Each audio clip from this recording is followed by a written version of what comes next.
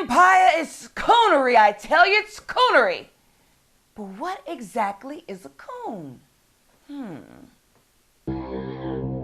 No permission needed. Hello, my free-thinking comrades, and welcome to part 2 of my Leave Empire Alone rant.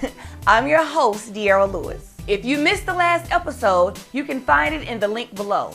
So, in the last episode, I challenged the notion of Empire being a stereotypical show, and it set off a storm of debate. In part 2 of my analytical rant, I'm going to delve deeper into why I say Empire is not a stereotypical show and is definitely not coonery. First, what is coonery anyway? It seems to be a word that gets thrown around whenever a person of color does anything that goes against this phantom black agenda approval list. So let's talk about coonery. Coon and coon for a second.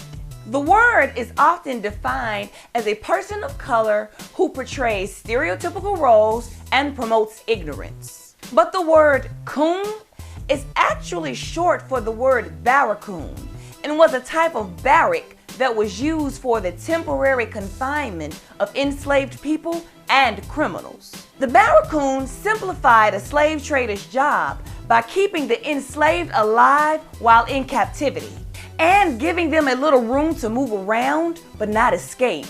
Oh, that was so considerate. Now, let's look at coonery again in the metaphorical context that it is so often used. If the origin of the word means to hold an enslaved person captive while keeping them alive during the slave trade, then it could be argued that the ones who are really cooning are the ones trying to keep artists of color like Lee Daniels captive and enslaved by trying to force their own thoughts and ideas about what the black experience is supposed to be and supposed to represent. Checkmate. You know, shows like Empire, Scandal, and Power, they set the black community back by 400 years. How? And what the hell does that even mean? Oh, Empire's on. Yes. Oh, I love the show. I do too. Did you see that Lucius killed his own cousin? That was so messed up. And how Cookie had that innocent man killed? Yes. Hey, ruthless. Real ruthless. But I do kind of hope they get back together. Qualified to run the company, Dad. He never picked me anyway. Do you hear that? Yeah, what is that? And why am I suddenly talking like this? Oh my God, I think we've been set back 400 years. Oh Lord, oh Lord, oh Lord. We've been set back 400 years. The white folks done found a way. No. Are you sure? Yes, I'm sure. Don't you hear the horses? Don't you hear the music? Oh Lord. We should have never watched them. And why does this sound so damn familiar? Oh yeah, it's kind of similar to what some of the members of the NAACP and the Southern Christian Leadership Conference did in the 1970s to destroy the black cinema movement that they actually dubbed the blaxploitation era. Never mind that this was a group of young radical filmmakers of color who finally had a national platform to tell their stories to a captive audience about their life experiences, including stories about oppression, police brutality, addiction, and abuse. The films were also making a statement against racism in the United States. The era produced stars in front of and behind the camera, including Pam Grier, our first black female action star, and also Gordon Parks, Fred Williamson, William Marshall, Vanetta McGee. And yet, there were those groups and people who could only see out of their own rose-colored glasses of short-sightedness. They couldn't see the bigger picture. They got so caught up in their own egos and possibly shame that not only did they kill innovation, they killed careers, opportunities, and also possibilities. The stories about the streets were not the only stories that people of color could tell, but they had a profitable product and a captive audience. They just never got a chance to take it as far as they could have, because as always, in came Steven. Like today, they too challenged the images, made claims about the perpetuating stereotypes that were destroying the black community. As if slavery, racism, abuse, discrimination, depression, poverty, and overall oppression had absolutely nothing to do with it whatsoever. And they ultimately played a huge part in destroying opportunities for artistic and economic empowerment for Black Hollywood. By the time The Exorcist and Jaws came out, struggling Hollywood realized they didn't need Black audiences anymore. Probably because it came with too much politics and bureaucracy. Sounds a lot like what some of these cats are trying to do today, huh? And why? Because the images don't represent the Black America that they want to see? Because they fear what white America really thinks, because deep down, what they really want is their acceptance. That sounds a lot more like a coon to me. You know, these images are the reason why so many black kids are being killed by cops and why there's so much crime. Oh, bull! Oppression, poverty, educational disadvantages, illiteracy, poverty, housing discrimination, poverty, depression, abuse, generational post-traumatic stress, victimhood, poverty, addiction. Did I say poverty? Play a much deeper role in those people of color turning to a life of crime. It just sounds like they want a nothing happen show. Let's just create a show where don't nothing happen. Welcome to the Nothing Happens Show, starring Kitty Positive. I never feel bad. She feels happy and positive all the time because showing any other emotion other than happiness and actually having to experience the ups and downs of life may make some people feel uncomfortable, and Kitty doesn't want to risk creating a stereotype or being labeled a coon. So tune in to the Nothing Happens Show. You'll never be offended, challenged, or even entertained, but it doesn't matter as long as you feel positive.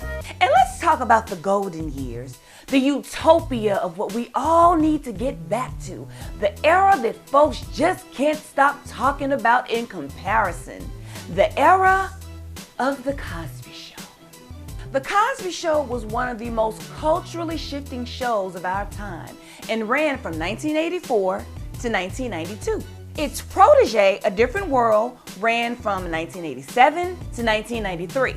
And both shows showed middle upper class families and characters, something that was new, fresh, and very much needed. A Different World alone helped increase admission into many HBCUs and college in general. Other shows like Family Matters, which dealt with a traditional working class black family, also came out. So all of the elements of positive imagery were in place during the span of those shows. And a lot of good came out of them. You know what else happened during that time? Other than recovering from the rage of the Ronald Reagan administration. In 1991, a man by the name of Rodney King was severely beaten by 4 white cops. Maybe you've heard of them. All of the white officers who assaulted Rodney King were initially found not guilty. And in 1992, it resulted in one of the most violent riots of the United States history. According to the Sentencing Project, a group that fights for a fair and effective justice system, during the span of the 80s and 90s, incarceration rates for Hispanics and African Americans rose to 90%, mostly for drug possession. During that time, there were no popular movies or shows out that promoted so-called black stereotypes. Also during the 80s and the 90s, crack cocaine was being introduced in many urban neighborhoods of Los Angeles by the CIA to raise money for the Contra War. As a matter of fact, the whistleblower on the entire operation, journalist Gary Webb, got crucified in the press and ended up committing suicide. You see, crimes are not born of these stereotypical images that people see on TV. You have those ignorant few who mimic what they see, but that's the exception, not the norm. Crime is born out of not having the necessary resources to survive, not seeing any hope or any way out. And when there is no hope, there is no remorse. So think about that, you self-righteous bougie bastards and poverty pimps. Instead of trying to police what people of color watch and enjoy and call entertainment, start going into these neighborhoods teaching these babies how to read. Get rid of these sexual predators who set these babies up before they even have a chance. Help get these families some quality therapeutic help. Teach them the concept of money, economics, money, economics. Television and film appeal to all senses and is experienced vividly, so that naturally makes it an easy target. It is the ultimate red herring. And I bet what most of them are really upset about is not that everybody else likes the show, but deep down, they do too.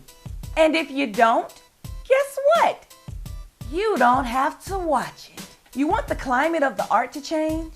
Then work on changing the conditions that are affecting it. But don't try to control an artist's story or vision because it doesn't align with your own personal values and ideals. What makes you think your definition of positive is the only definition out there of it? You are not the ambassador for all people of color, and you don't speak for everybody.